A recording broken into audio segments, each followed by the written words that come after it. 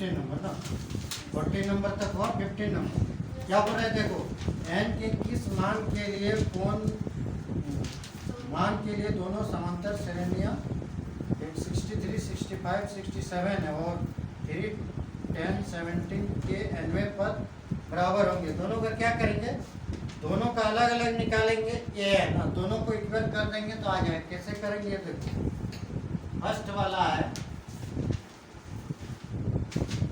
63, 65 और 67 और कुछ नहीं दिया, इतने करके छोड़ दिया। ठीक है, तो इसका ए कितना होगा बोलो, 63 और डी कितना होगा, सेकंड से फर्स्ट को घटाते हैं तो डी आ जाता है, यानी कितना कितना बढ़ रहा है वो आ जाता है। तो कितना आया, डी 2 हो गया, हुआ ना। तो ए मिल गया, डी मिल गया। हमको ए एन का फॉर्मूला लगा के बैठा देना है, ए प्लस जैसे फॉर्मूला होता है उसका फॉर्मूला लगा 1 इंटू डी।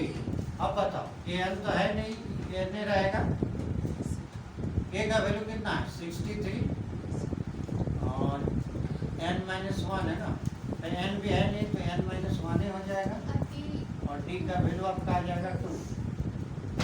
जो भी आएगा वही लिख दें, दोनों का अलग अलग निकाल कर।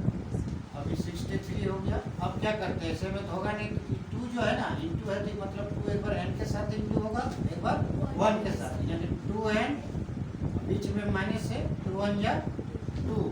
अब बताओ 63 या 2 नंबर है, यानी 63 में 2 घटेगा, पहले 2n तो पहले लिखते हैं।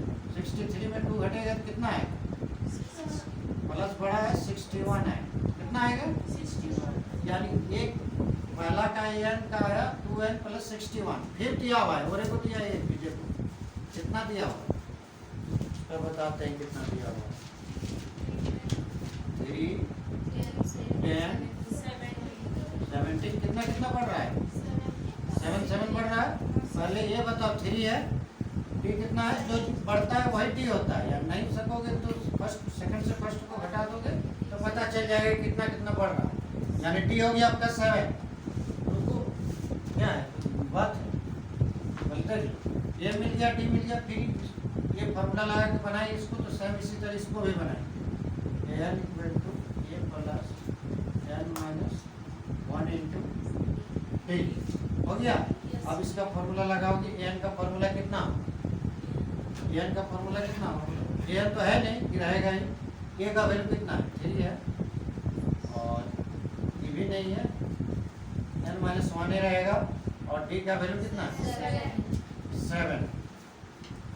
ठीक है, उसके बाद क्या करते हैं, फिर उसी तरह जैसे इसको इंटू किए ना, इसी तरह इसको भी इंटू करो, 3 प्लस 7n माइनस 7 1 जा 7। ठीक है, उसके बाद फिर 7n को पहले लिखो और ये अभी घटेगा एक साथ, माइनस बढ़ा है तो माइनस होगा, 7 में 3 जाने से 4। पहला an का मान आया, यानी वैल्यू आया 2n प्लस 61 और दूसरा an का वैल्यू आया 7n माइनस 4।